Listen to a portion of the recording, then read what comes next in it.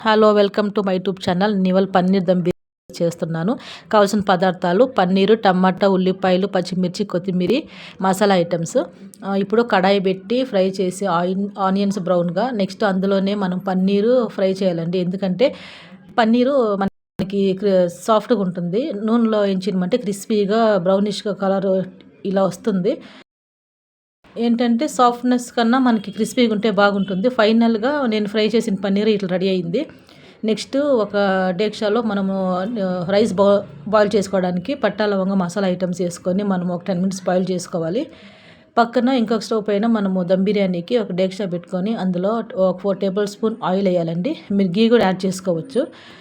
Next దాంట్లో masala items పట్టా లవంగ, బిర్యానీ ఆకు, సాజీరా అన్నీ వేసుకొని 5 నిమిషాలు అయినాక ఉల్లిపాయలు, కరివేపాకు ఫ్రై చేయాలి. ఇదేమంటే సిమ్లో పెట్టి 5 minutes మనం బ్రౌనిష్ కలర్లో వేయించాలి. కరెక్ట్గా స్లోగా 5 minutes మనం సిమ్లో పెట్టి వేయించాలి. చూడండి, మనకి లైట్ బ్రౌనిష్ కలర్ రెడీ అవుతుంది.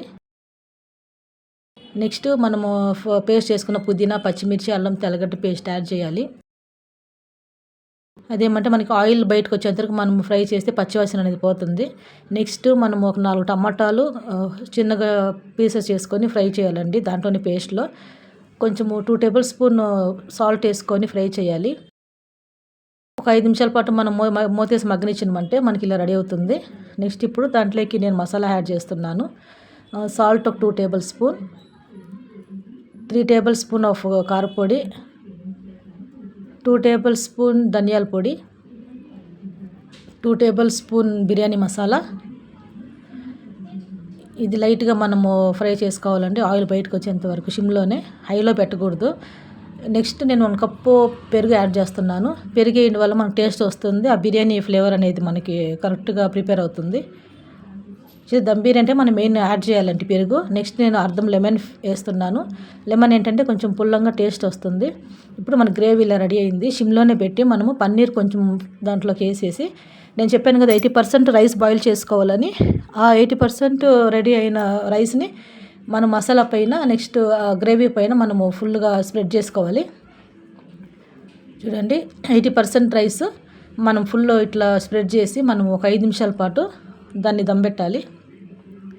ఇప్పుడు దాన్ని క్లీన్గా అడ్జస్ట్మెంట్ చేసి మిగిలిన పన్నీరు, బ్రౌన్ ఆనియన్స్ టేస్ట్కి, నెక్స్ట్ ఫైనల్గా కొత్తిమీర, పుదీనా వేసేసి మనం మూత పెట్టి 10 నిమిషాలు మనము దమ్ పెడితే ఇలా ఫైనల్గా రెడీ అవుతుంది నా పన్నీర్ బిర్యానీ మసాలా.